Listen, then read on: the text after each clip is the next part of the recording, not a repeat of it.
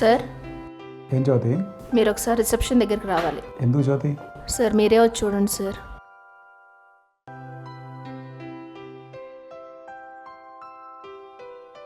ఎవరమ్మా మీరు? మిమ్మల్ని గెలవనీకే వచ్చినాం సారు. మమ్మల్ని కలవడానికి వచ్చారా? ఎందుకవ్వా? గది సరే ఫస్ట్ కూర్చో, మాట్లాడుకుందాం. ఇప్పుడు చెప్పవా? నా పేరు మునమ్మ సారు. గీడు నా మనవడు సీను. మాది పాలమూరు దగ్గర ఉన్న పల్లెటూరు. నేను రోజు కూలి పనికి పోతా సారు. కష్టపడి పని చేస్తా. నన్ను నేనే పోషించుకుంటా.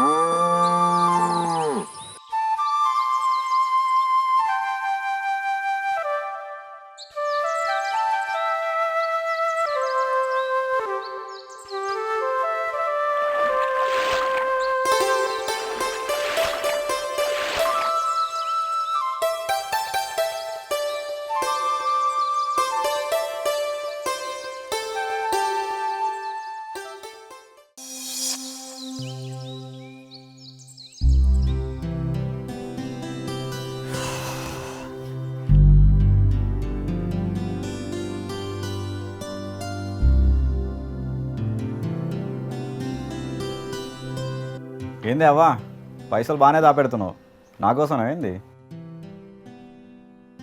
జర 500 ఇయ్యరా రావే. ఓరా, ఈ నా కోసం దాపెడుతున్నా, నేను ఎవరికి ఇయ్యా. అవునా? ఆ క్యాబ్ సార్ ఉన్నాడు కావే, ఫోన్ చేసి నీతో మాట్లాడతాడంట. క్యాబ్ సారా? ఆయన ఎవరవ్వా? 5 ఏళ్ల క్రితం నాకు పేనం మంచిగా లేకుండే సారు. చాలా మంది డాక్టర్లు తానికి పోయినా వాళ్ళందరూ ఆపరేషన్ చెయ్యాలే, పైసలు మస్తుగా కావాలి అని చెప్పిండ్రు. ఏం చెయ్యాలో తోసలే. గట్లనే చచ్చిపోతాను అనుకున్న బిడ్డ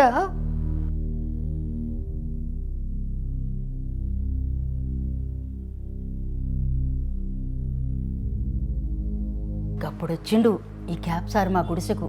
నన్ను చూసి నేను చెప్పినట్టు చేస్తే నీ పేనం మంచిగా అవుతుంది అని చెప్పిండు. చేస్తా సారు, చెప్పండి అని అడిగిన. గప్పుడు ఆ సారు నాకు ధ్యానం నేర్పిండు. రోజు చేయమన్నాడు. చేసిన కొన్ని దినాలకే నా పేనం మంచిగా అయింది. ఇంకా డాక్టర్ సార్లు చాలా పైసలు కావాలన్నారు. ఈ సారు ఒక్క పైసా ఖర్చు లేకుండా నా పేనం మంచిగా అయ్యే ఉపాయం నేర్పిండు. ఇక ఆ రోజు నుంచి ధ్యానం చేస్తూనే ఉన్నా. గా సారు ఎప్పుడూ పిరమిడ్ క్యాప్ పెట్టుకునే ఉంటాడు, అందుకే క్యాప్ సారు అని పిలుస్తారు. చాలా సంతోషం అవ్వా. ధ్యానం వల్ల మంచిగా ఆరోగ్యంగా అయ్యావన్నమాట. మరి ఇక్కడికి ఎందుకు వచ్చావు?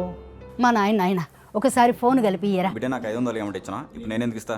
మా అయ్య కదా ఇరా, ఒకసారి ఫోన్ కలిపి ఇయ్యరా, మన అయ్య కలవదు. బిడ్డ నువ్వు ఇట్లే నాకేమన్నా పైసలు దాపెట్టినా అనుకో, ఏదో రోజు మొత్తం లేకొని పోతా. నీ కాళ్ళు ఎరగొడతా బిడ్డ. గో, నువ్వు గనక ఫోన్ కలిపి ఇయ్యకపోయినావో నీకు బువ్వ కూడా పెట్ట. ఓరే నీ అమ్మ, నువ్వు అన్నంత పని చేసావే నాయన. జరా ఫోన్ కల్పిస్తా. నోవల్ కరోనా వైరస్ వ్యాప్తిని అరికట్టవచ్చు. దగ్గేటప్పుడు తుమ్మేటప్పుడు ముఖానికి రుమాలు లేదా టిష్యూని. సారు అబ్బా, ఈసారి మనం ధ్యాన మహాచక్రానికి పోవట్లే. ఏమైంది సారు? కరోనా వల్ల ఎవరిని రావద్దని పత్రి సార్ చెప్పారు. ఆ విషయం నీకు చెప్దామనే ఫోన్ చేశా. గట్లనే సారు.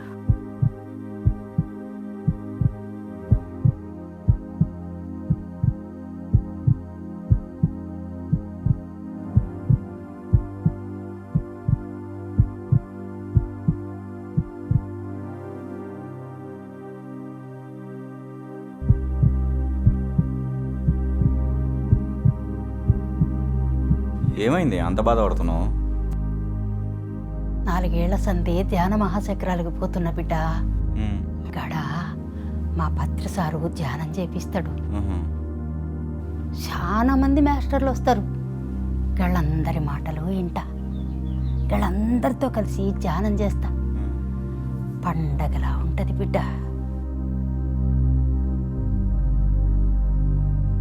ఈసారి ఈ మాయిదారి కరోనా వల్ల రావద్దు అంటున్నారు. ఎట్లా చెయ్యాలా? నాకు ప్రాణం గుబులైతుంది.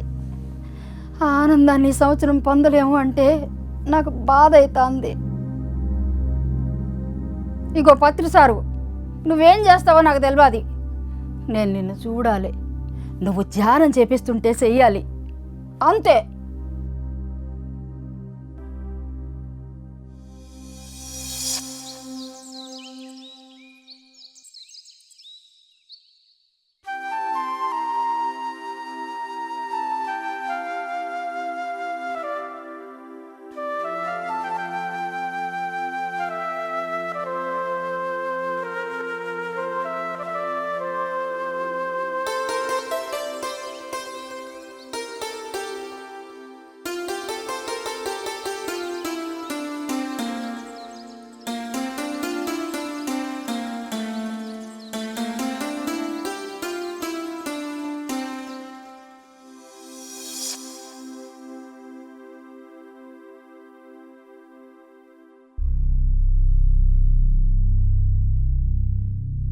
బిడ్డ, నువ్వు ఇట్లే నాకేమన్నా పైసలు దాపెట్టినా అనుకో, ఏదో రోజు మొత్తం లేపుకొని పోతా.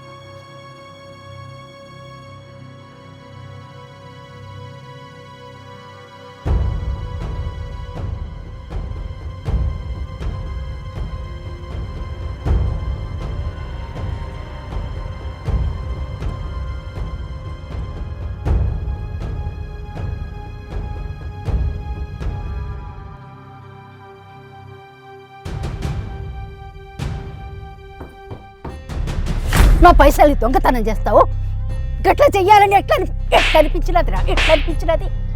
గా పైసలు నేను ధ్యాన మహాచక్రానికి పోదామని దాచిన, పోలేకపోతున్నానని అన్నదానానికో పిరమిడ్ కట్టనీకో గా పైసలు ఇద్దామనుకుంటే నువ్వు ఇట్లా చేసినావు. అసలే నేను కట్టాలి వెళ్తానేనని బాధపడతా ఉంటే నువ్వు నన్ను పైసలు ఎత్తుకుపోయి ఇంకా బాధ పెడతా ఉన్నావు. అసలు ఎందుకు ఇట్లా చేస్తున్నావో చెప్పు. జయ హో జయ హో ధ్యాన్, జయ హో జయ హో జయ హో ధ్యాన్, జయ హో జయ హో జయ హో ధ్యాన్, జయ హో జయ హో జయ హో జయ హో జయ హో జయ హో జయ హో జయ హో ధ్యాన్ ధ్యాన్ ధ్యాన్ ధ్యాన్ ధ్యానము ధ్యానము ధ్యానము ధ్యానము ధ్యానము ధ్యానము ధ్యానము ధ్యానము ధ్యానము ధ్యానము ధ్యానము ధ్యానము ధ్యానము ధ్యానము ధ్యానము ధ్యానము.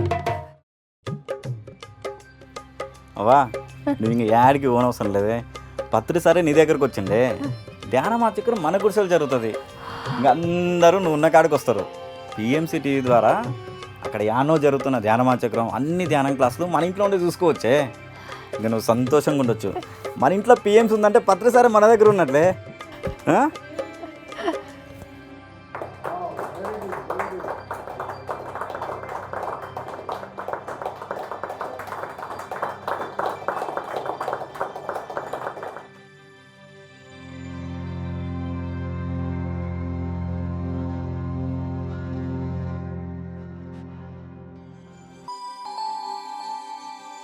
ఆ సేతు హిమాచలము, ఈ పిరమిడ్ ధ్యానం అనేది అందరికీ చేరాలని పత్రిజీ గారు ఎన్నుకున్నటువంటి ఈ మహా అస్త్రం ఒక బ్రహ్మాస్త్రం. నవయుగ వైతాళికులు బ్రహ్మర్షి పితామహ పత్రిజీ ఈ రోజు నుంచి హానరబుల్ డాక్టర్ బ్రహ్మర్షి పితామహ పత్రిజీగా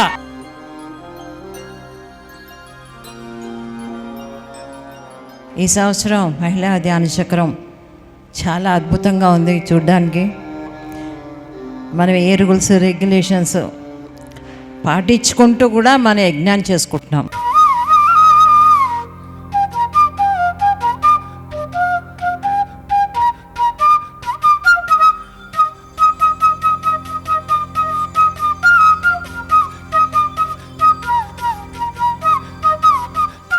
చాలా బాగుందవ్వా. మొత్తానికి నీ కోరిక నెరవేరింది. ధ్యాన మహాచక్రాన్ని చూసావు, ధ్యానం చేసావు. మీరు అసలు అంత దూరం నుంచి ఎందుకు వచ్చారు?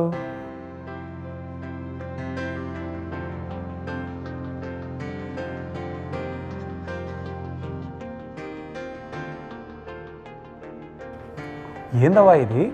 నేను రాలేనప్పుడు పత్రిసారిని ధ్యానమ చక్రాన్ని నా కాడికి తీసుకొచ్చినారు కదయ్యా. మళ్ళా నాలాగా రాలేనోళ్ళు చాలా మంది ఉన్నారు. వాళ్ళందరి దగ్గరికి పిఎంసి పోవాలి. ఇంకా ప్రపంచంలో ఉండే అన్ని టీవీల్లోకి మన పిఎంసి రావాలి. అది ఉత్తినే అవుతుందా? చాలా పైసలు కావాలి కదా. అందుకే నేను నా మనవడు కూలి చేసి పైసలు సంపాదించినాం. ఈ పైసలు తీసుకుని పిఎంసి అందరి తానికి పోయేలా చెయ్యండి సారు. అప్పుడు అందరూ ఆనందంగా సంతోషంగా ఆరోగ్యంగా అవుతారు. ఈ అవ్వలాగా పిఎంసి ద్వారా ఆత్మానుభూతిని ఆనందాన్ని పొందుతున్న వారెందరో పిఎంసి అభివృద్ధిని కాంక్షించి వారి యొక్క సహాయ సహకారాలను ప్రత్యక్షంగానో పరోక్షంగానో అందించారు. అలాంటి వారందరికీ పేరు పేరున పిఎంసి కృతజ్ఞతలు తెలియజేస్తుంది. Thank you.